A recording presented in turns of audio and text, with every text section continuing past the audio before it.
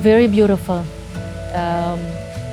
breathtaking ya untuk melihat sawah padi seperti itu dan bisa ketemu ibu-ibunya. Ibu-ibu itu very dedicated dan mereka kuat ya, secara fisik mereka tuh kuat banget. Pekerjaan mereka itu tidak mudah. Mereka bangun pagi dan panen padi itu bukan pekerjaan yang ringan, dan ngobrol juga sama ibunya. Ya rumahnya jauh, saya rumahnya di belakang gunung itu, saya jalan kaki.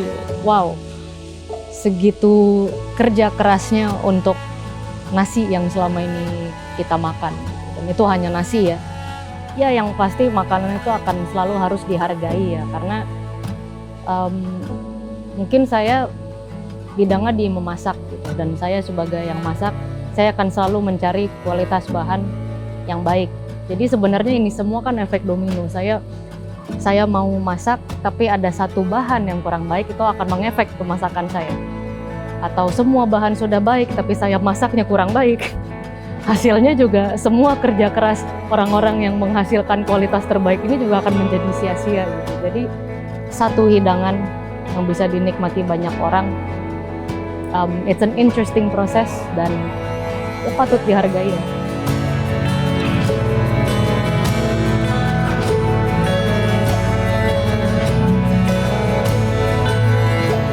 Kekayaan bahan pangan nabati dan hewani, bentang alam, dan budaya meracik hidangan adalah fondasi otentisitas gastronomi.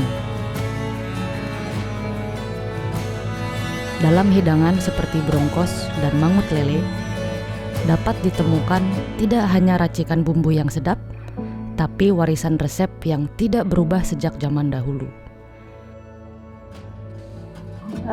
Mungkin kadang ya saya ngerasa anak-anak sekarang semakin kesini mereka semakin detached dengan apa yang mereka makan. Orang bisa makan suatu hidangan dan belum tentu tahu itu isinya apa, prosesnya apa. Jadi cuma tahu enak, atau enggak, oh yaudah ini ayam, bumbu, ya itulah bumbu, enak gitu. Sedangkan setiap hidangan itu kan ada prosesnya masing-masing, ada sejarahnya, ada ceritanya, dan itu melibatkan sangat banyak orang.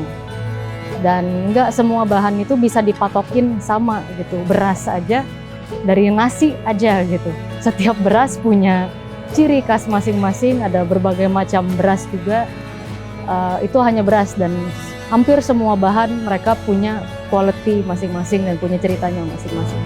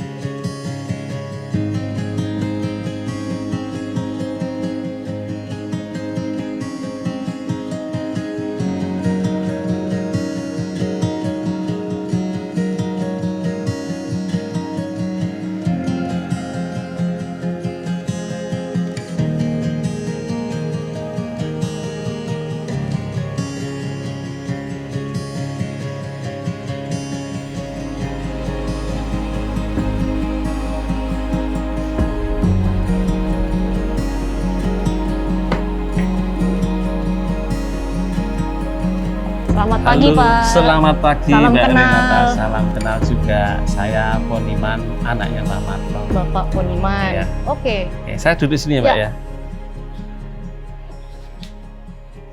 Gimana kabarnya, Pak?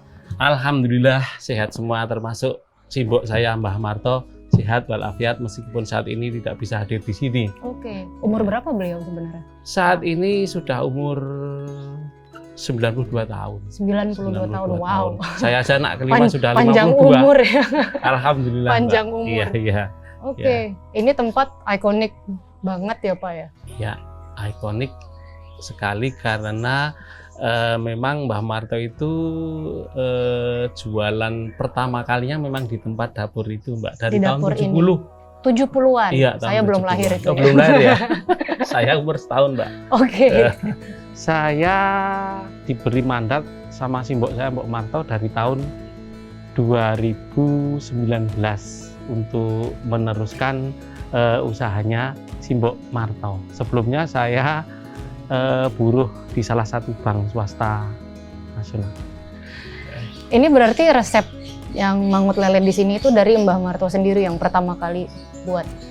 Ya, betul. Resep yang pertama dititah Mbah Marto sampai kapanpun akan kita pertahankan, Mbak. Akan kita pertahankan kualitasnya. Sehingga ya kuliner yang menyangkut menu mangut lele ini harapan saya tidak akan punah sampai kapanpun. Soalnya ya banyak cerita juga kan di baliknya di sebuah hidangan itu gitu. Iya. Dan ini resepnya Mbah Marto tidak pernah diubah atau diganti-ganti gitu. Sama sekali tidak Sama diubah. sekali. Hanya ada tambahan-tambahan ya tambahan-tambahan bumbu yang dikombinasikan untuk mendukung rasa yang lebih mantap lagi. Itu ada. Oke. Dulu sebelum simbok saya itu belum ada, sekarang kita tambahin lagi supaya mendukung rasa yang lebih mantap mengenai mangut lele ini. Nah sebenarnya teknik pengasapan itu sebelum dia dimasak lagi, itu tujuannya supaya dia bisa disimpan lebih lama atau dia 100% untuk rasa? Ya, oke Mbak. Jadi tujuan pengasapan itu dalam pokok prinsipnya itu ada dua. Satu memang pengasapan itu salah satu untuk pengawetan Mbak. Yes. Ya. Kedua untuk menampilkan rasa, dalam hal ini smokednya itu biar smoky emang rasanya. Itu yang gitu. Tadi yang ditanyakan Mbak Renata tadi untuk membedakan. Kalau mangut-mangut yang lain kan misalnya digoreng, cuma digoreng ya. Terus dimasukkan ke kuah. Kalau kita ini pengasapan 1,5 jam loh Mbak sekali pengasapan itu. Oke. Kita kapasitasnya pengasapan itu sekali pengasapan satu baris itu 10 kilo. Nice. Nah, itu 1,5 jam untuk memberikan kadar air terhadap lilenya sampai sekitar 25%. Oke.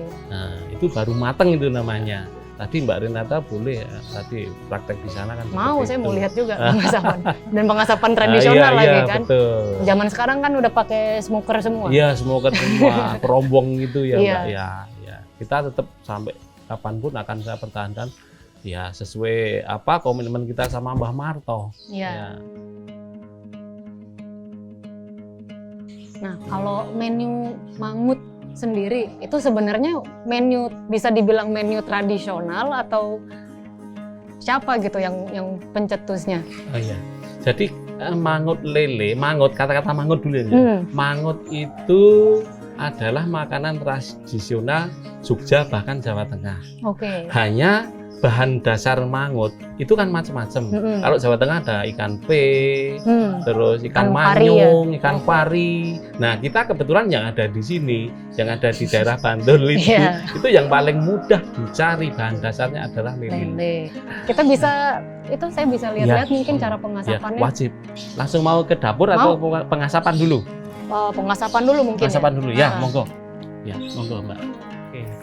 Dari sejarah singkatnya dari mangut lele Mbok Marto, memang tempat ini adalah tempat mulanya simbok saya atau dikenal dengan Mbah Marto itu memasak, yaitu hanya ada di sini. Nah, sedangkan mangut lele tersebut yang namanya mangut itu adalah makanan khas Jawa Tengah dan Yogyakarta. Yang jelas, pertama, karena memang untuk memotivasinya untuk meneruskan atau mewarisi budaya-budaya luhur, terutama masakan mangut itu kita sudah jarang, apalagi yang diasap seperti punyanya Mbok Marto, khususnya di daerah Yogyakarta Bantul ini Mas. Oh. Nah, ini tempat penusukan lelenya saat akan dibakar kita tusuk dulu, Mbak. Ditusuk Mau? itu biar dia lurus berarti ya? Ya, biar lurus nanti untuk memudahkan cara mengasapinya, cara seperti Oke. sate itu. Bisa loh. dipegang. Iya, iya. Kalau Mau nggak nyoba? ditusuk dia mungkin Heeh. bengkok ya? Bengkok, iya. Ah. Mau, Ya, mau, silakan mau. nyoba, monggo. Enggak. Monggo pakai ini dulu, Pak. Oh, ini udah dibersihin semua berarti? lelenya? Sudah. Berani pegang lelenya, Mbak? Oh ya berani. Nih. Tunggu, salah kayaknya. Ya, betul. Nah. Kayak gitu. Nah, terus sampai lurus mentok ke ekor itu. Terus Miring dia. ya enggak apa-apa. Nanti lama-lama kan terbiasa. Bagus.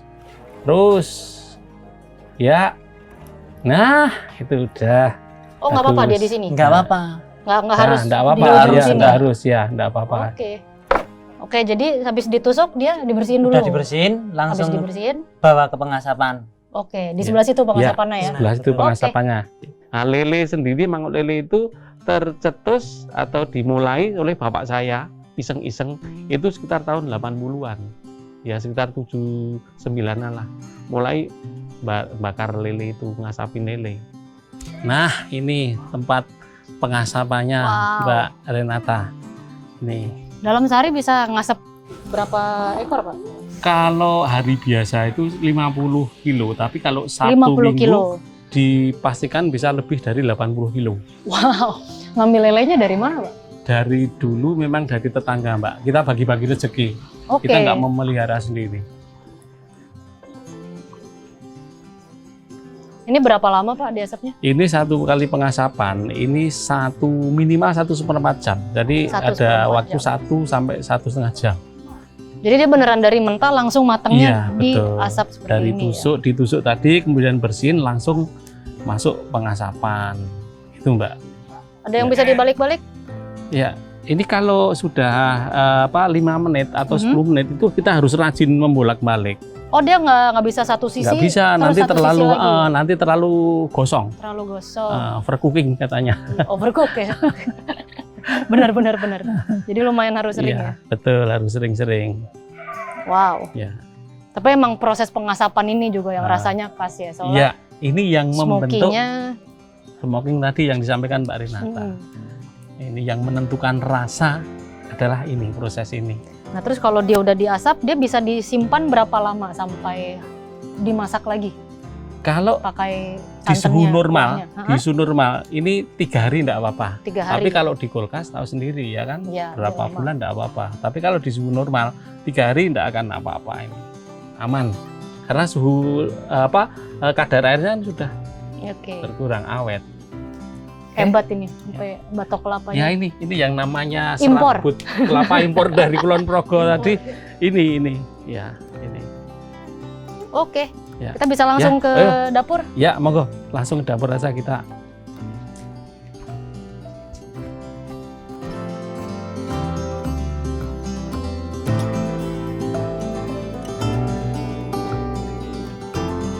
Ini yang bikin enak ada pilihan kayak gini. Jadi Iya. orang bebas ya mau Iya. meracik dia campurannya supaya Ya, seperti jadi apa. gini Mbak, untuk satu paket itu kan menu utamanya adalah lele. Kemudian pendampingnya tadi Krecek. krecek, opor tahu Opor. tempe, gudeg Gudeg. sama lalapan. Lalapan. Jangan lupa itu sambalnya yang paling pedas. Nah, itu satu paket, itu lelenya. Ada lagi Oke. paket lain, itu pakai itu nila bisa, Oh, ada garang asem nila bisa. juga? Nah, itu nila ada itu. Oke. Nah, nila ada atau garang asem atau pakai salah satu item ini mewakili lele. Kalau nggak suka lele itu satu paket. Ikan nilanya diasap juga berarti ya? Iya, diasap semuanya Oke. itu. Nanti Ya. saya mau cobain juga Iya, kalau gitu. monggo. Nah, ini menu utamanya lele itu Mbak Renata. Yes, saya punya racikan saya sendiri. Itu bukan racikan ya, kan pilihannya ada banyak banget tuh. Dan mangut lele itu kan pedas ya. Memang intinya mangut itu sudah pasti pedas. Dan untuk saya yang sukanya pedas aja, bukan pedas gila gitu kan. Jadi dengan mangut lele yang sambelnya sebenarnya enak tapi pedas, tapi saya pasti tambahin kuah opor, krecek yang banyak, dan di opornya itu kan ada telur. Saya suka kuning telurnya itu saya hancurin, terus saya aduk-aduk ke cabenya. Jadi itu biar si pedas dari mangut lelenya kena creamy dari kuning telur dan dia jadi tone down gitu. Ya itu kalau saya ya. Makanya saya suka dikasih kebebasan bisa meracik piring saya sendiri sesuka hati. Dan semuanya enak. Sebenarnya yang lebih berkesan buat saya lebih ke dedikasinya Pak Poniman untuk meneruskan the legacy of his mother, Mbah Marto. Karena ya selegendaris itulah tempatnya. Tempatnya sangat populer, semua orang datang ke situ untuk hidangannya Mbah Marto, dan sampai anaknya sendiri dia tetap selalu menjaga dari segi rasa dan konsistensi, karena dia akan selalu lestari terus, hidup terus gitu. Dan lebih lucunya lagi juga ketika kesana Mbah Marto sudah menjadi ikon kan di situ. Bahkan seragamnya mereka gitu ada mukanya Mbah Marto. Itu mengingatkan saya pada Kolonel Sanders yang sudah nggak tahu kapan dia sudah nggak ada, tapi sampai sekarang dia tetap jadi ikon sebuah fried chicken. Dan itu bisa kejadian juga dengan contohnya Mangut Lele, atau ada beberapa brand ayam goreng, atau bahkan ya tempat-tempat kedai atau warung makan gitu yang sudah punya ikonnya sendiri. Biarpun beliau sudah 92 tahun, kita tidak tahu ada seberapa panjang lagi waktu beliau ada di sini, tapi yang sudah pasti selama Mangut Lele Mbah Marto masih ada, ya nama dia itu akan terus ada gitu di situ. Arti Mangut Lele buat saya ini suatu anugerah, Mas. Satu anugerah. Bahkan saya diceluk Poniman Mangut aja saya mau kok. Itu suatu anugerah. Karena makanan ini mau nggak mau kita akui sebagai makanan yang benar-benar menjadi pilihan. Pilihan aja bukan satu lokal kebijakan lokal di sini. Kalau saya mewakili Mbah Marto ya, kadang-kadang kan sering ngomong-ngomong juga sama Mbah Marto terkait dengan masa depan perkulineran di Nusantara. Nah, mungkin masing-masing wilayah itu punya ciri khas tertentu, punya identitas kuliner sendiri. Nah, ini monggo, yuk kita berkompetisi yang sehat. Yang sehat itu artinya yuk kita sama-sama memajukan perkulineran di Nusantara. Nah, itu jadi intinya yuk kita bareng-bareng sama-sama mengembangkan perkulineran Nusantara dengan masing-masing yang ada di lokalnya.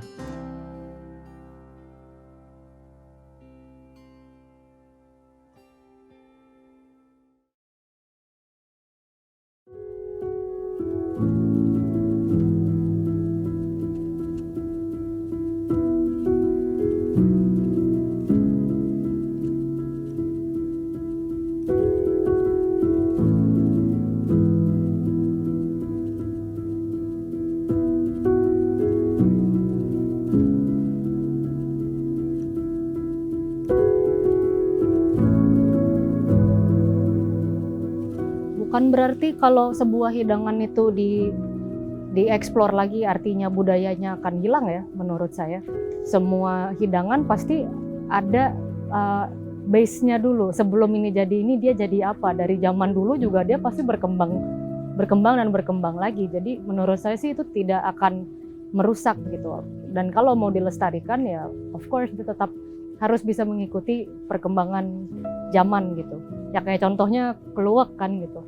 Orang zaman dulu ngelihat buah beracun, terus kalau dimakan bisa mati gitu. Tapi masih coba, mungkin kalau direbus ya, mungkin difermentasi, mungkin di itu mungkin dia bisa jadi sesuatu. Sedangkan bahan kan ada banyak di sini, ada banyak tumbuhan atau buah-buahan atau sayuran atau banyaklah bahan-bahan di sini yang kita memakai itu mungkin fungsinya hanya beberapa, yang padahal masih bisa dieksplor lebih jauh lagi. Saya lumayan suka main ke pasar dulu pas masih muda lah. Sampai sekarang juga sebenarnya masih suka untuk ke pasar terus lihat-lihat ini apa dan itu apa. Pertama kali lihat, of course saya nggak tahu itu apa gitu kan. Ketika dikasih tahu ya ini bahannya untuk rawon gitu ya. Ya saya juga yang saat itu sudah tahu rawon, saya juga nggak tahu itu kenapa warnanya hitam, yang membuat rawon rasanya seperti rawon itu apa. Dan ternyata saya sudah sekarang gitu saya tahu itu ternyata bahan yang lumayan berkarakter dan nggak cuma di Indonesia aja ya, mungkin masakan Melayu, Peranakan mereka juga pakai dan possibility-nya lumayan banyak. Halo Ibu Rom. Halo juga. Terima kasih lo udah bolehin saya ke sini bisa lihat-lihat. Bu Rom, apa Sama-sama. kabar? Sehat. Sep gimana kabarnya? Sehat. Syukur Yang penting alhamdulillah. sehat. Iya. Ini sebelah situ lagi direbus ya keluar. Iya, itu lagi ngerebus. Oke. Iya. Ibu udah berapa lama Bu ada di Wow, udah pengolahan lama. keluak ini? Udah lama sekali ya. Sebelum Sep lahir. Sebelum saya lahir. Iya, iya. Dari tahun Betul. berapa tuh Bu? Dari tahun 73. Oke, jadi di Iya. sini itu tempat untuk dia diproses Pengepul. pengepulan Ya, ya? pengepulan ya mentahnya ngepul, matangnya juga ngepul Ibu. Jadi diambil buahnya buat pepayang ya? Iya, buat Pepaya. keluak. Buat keluak. Baru dibuat keluak di sini. Iya, Oke. iya. Bisa produksi berapa banyak di sini? Ya kalau misalnya satu muatan itu kan 8 ton, itu kan direbus paling ya 5 hari sampai 1 minggu. 8 ton. Iya. Wah, berapa? Ada berapa orang Ibu karyawannya? Nek karyawan ada 6 orang. 6 orang 6 orang dalam 5 hari. dalam 5 hari. Bisa 5 produksi malam. 5 dalam hari 5 5 malam malam. bisa Iya. produksi 8 ton. Iya. Wow. Iya, betul. Keluak itu dari buah pepayang, sebuah buah yang aslinya beracun kalau dimakan gitu aja, tapi dengan proses pembusukan diambil bijinya atau dalamnya terus difermentasi dan kawan-kawan dia menjadi sebuah keluak yang kita pakai sebagai bumbu atau rempah sekarang. Rasanya memang sangat berkarakter.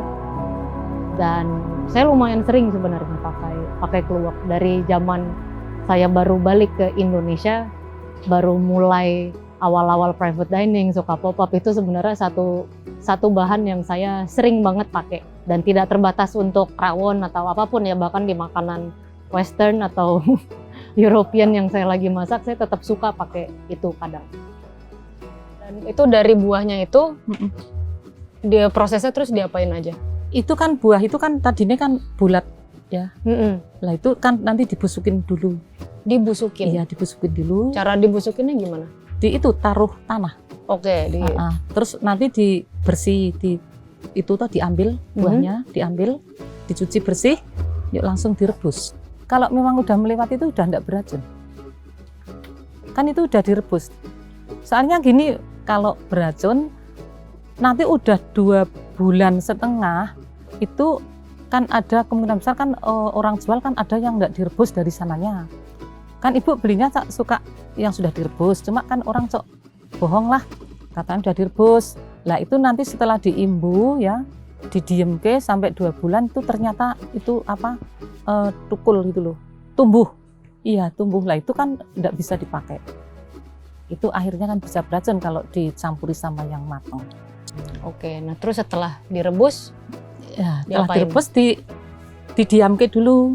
Oke, sampai Itu kan dingin. Itu kan nek pucung kan beracun, Mbak Heeh. Meta itu kan tuh beracun. Ada masakan apa aja Bu di sini yang pakai keluak?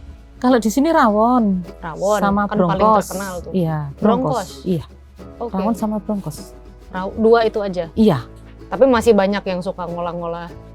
Iya, Mungkin bukan tradisional Jogja, tapi orang masih suka pakai buat iya, resep dia sendiri gitu. nek orang-orang nggak tahu, nek ibu ya sering bikin sambel itu sering.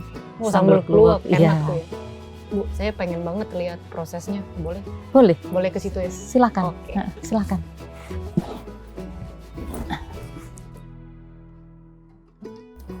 Ya sebagian besar dilihat barangnya baik apa enggak gitu kan tahu. Kalau kurang baik ya saya sortir gitu loh. Enggak tak beli. Belinya cuma yang baik gitu loh.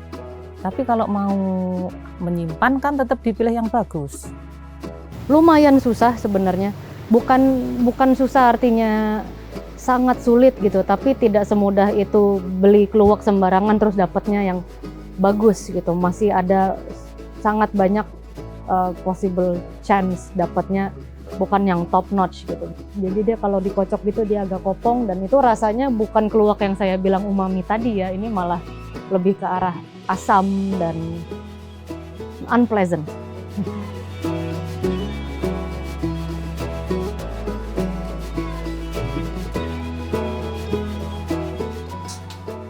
Ini ada berapa banyak Bu sekali rebus kayak gini? Sekali rebus kurang lebih ada 150 kilo. Ini 4? Iya. 4 ini? Iya. 150 kilo? Iya, ada. Berapa lama ini Ya, direbus? paling enggak 1 jam tuh baru mendidih airnya. Terus nanti pucungnya baru dimasukin. Tunggu mendidih? Tunggu baru mendidih masukin. lagi, ditunggu sampai ya kurang lebih enggak nyampe setengah jam lah. Kalau udah mendidih, yuk langsung Oke. langsung bisa. Jadi dari dia mendidih baru itu setengah jam? Iya. Jadi dari air mendidih, yuk pucung dimasukin, mendidih lagi, setengah jam baru diangkat. Keluak mungkin salah satu bahan yang ya buat saya ada banyak memorinya lah. Pas saya tinggal di Prancis saat itu, saya pernah bawa keluak dari Indonesia dan saya perkenalkan ke rekan-rekan saya di tempat kerja waktu itu, dan mereka juga wow gitu, ini apa, kita nggak pernah lihat, kita nggak pernah dengar gitu. Dan ketika saya pulang ke Indonesia dan menetap di Indonesia, salah satu event pertama kali yang saya pernah lakukan itu saya membuat menu dengan bahan dasar keluak dan mendapat respon yang sangat baik. Dan sejak itu jadi seperti menu yang stay gitu di setiap private dining saya, itu selalu jadi menu yang stay karena responnya baik, dan itu semuanya dari keluak. Wow, Enak. udah gurih ya baunya? Iya, baunya bau enak. Terus bisa semuanya konsisten Iya. kualitasnya kayak gini Iya, semua? coba dibuka lagi. Tapi iya sih tadi juga dikocok padat semuanya ya? Padet, ini padet Ya. ya. Angel. Karena nggak gampang Bu dapetin yang kayak gini. Kadang beli Ini dapatnya yang masih Merah coklat, ya. terus masih agak padat, kadang yang keras.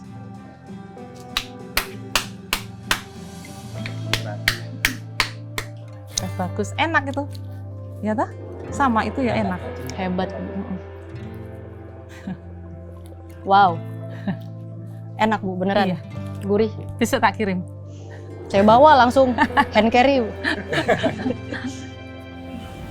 Justru yang pas di Jogja ini ketika datang ke tempat pengepul keluak itu kualitasnya yang sangat bagus, di mana ketika dibuka itu dia bener-bener soft, almost seperti paste dengan warna gelap yang pekat, sampai itu belum ditumis, belum diapa-apain, baru dibuka saya cicip itu udah ada rasa fermentasi yang ke arah umami. Umami tidak berarti asin ya di sini. Sedikit ada kayak aroma atau sensasi seperti makan kecap asin yang tidak asin. Si rasa fermentasinya itu. Nah, si keluak ini karena proses fermentasinya dia ada rasa gurih dan rasa nati yang membuat masakan itu jadi lebih deep. Kenal, tidak harus menguasai tapi setidaknya tahu. Dan nggak harus masakan tradisional juga kok, itu kan makanan lokal ya, bahan-bahan lokal. Bahan-bahan lokal itu kan orang-orang kita juga, itu masyarakat Indonesia juga yang memproses, mengolah, yang kerja keras di situ. Jadi memang dari setiap hidangan lokal yang kita makan itu sudah melibatkan banyak orang lain yang juga sudah kerja keras, dan itu juga menjadi mata pencaharian mereka untuk apa yang kita makan.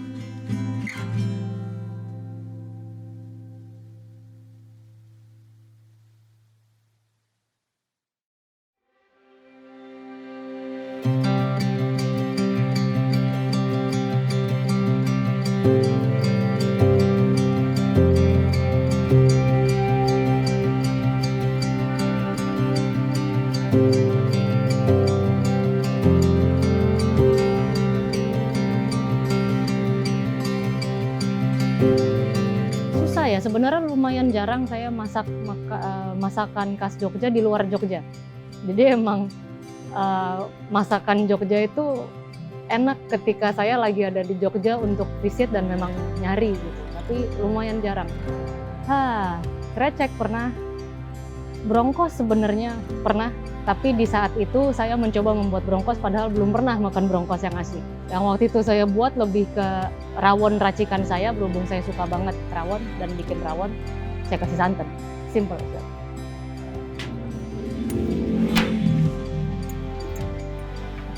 Halo Bu. Ya, Mbak Renata, monggo.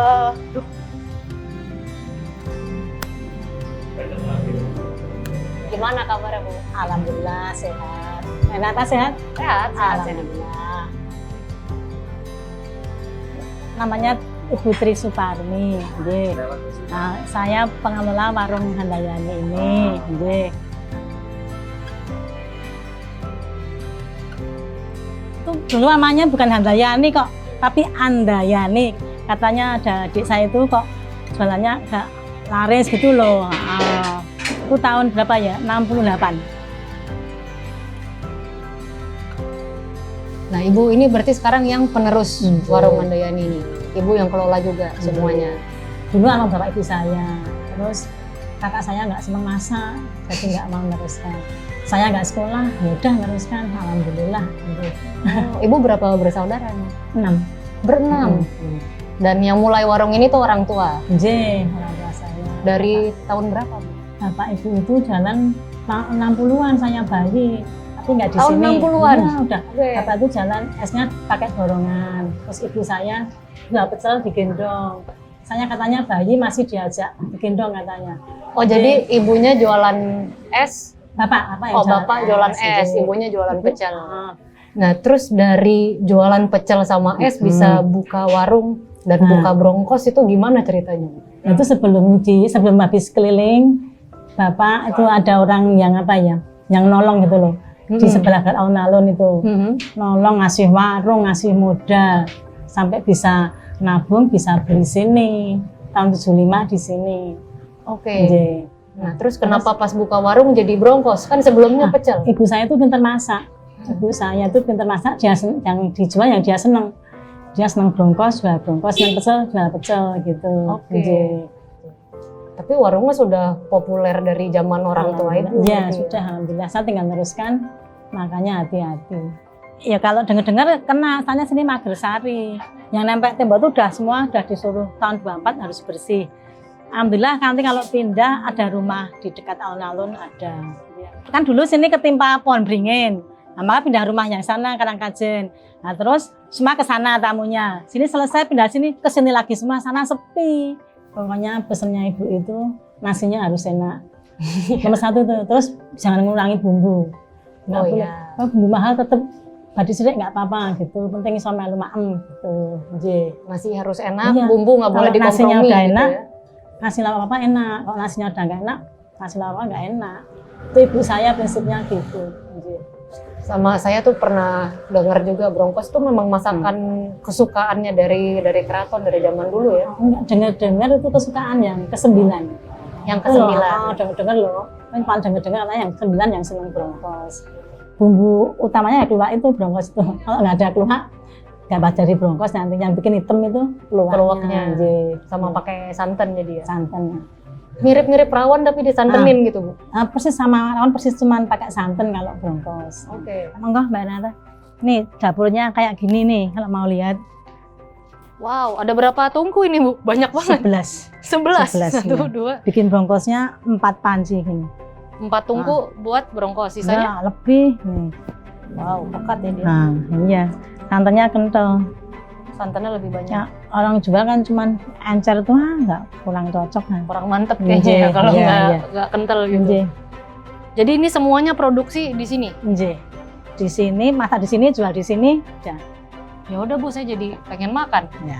Saya Mau nyoba? mau Ya. dong. Mau Saya ambil? maunya yang komplit Bu. Oh, komplit ya. Yang pakai koyor, Pakai koyor, pakai telur, pakai Kacangnya itu yang- namanya brongkos komplit toh. kacangnya yang Iya. banyak. Oh, seneng kacang. Iya dong. Oh iya. Sama telur asin juga. Oh iya. Oke, Ya. terima kasih Bu. Sami-sami.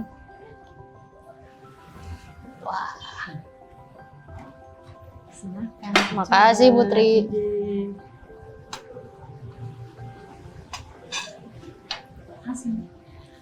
Terima kasih. Yang membuat spesial dia bukan hidangan yang standalone, beda sama bronkos. Dia bread standalone gitu. This is bronkos gitu. Mangut lele biasa dihidangkan dengan bisa pakai krecek, bisa pakai gudeg juga. Dia sebenarnya dia cuma hanya satu lauk standalone. Gitu. Yang bikin spesial yang sudah pasti rasanya enak dan proses pengasapannya itu juga yang membuat dia berbeda, jadi lebih smoky. Dan saya suka dia digabung dengan berbagai macam pilihan, bisa pakai opor, bisa pakai krecek, jadi kuahnya beda-beda. Jadi orang juga punya kebebasan untuk meracik piringnya sendiri gitu, dia suka mixnya seperti apa. First impression menurut saya rasanya hangat. Saya nggak tahu cara menjelaskannya ya, tapi rasanya itu sangat homey. It's a stew in which di semua negara mereka punya stew, dan stew itu selalu dikaitkan dengan makanan yang cozy, dengan rasa yang nyaman, dan sensasi yang saya dapatkan itu. Dan yang saya makan kebetulan saya merasa itu antara rawon sama semur yang bergabung. Tapi saya yang bikin dia menarik itu justru si kacang tolonya ya. Itu yang bikin saya suka.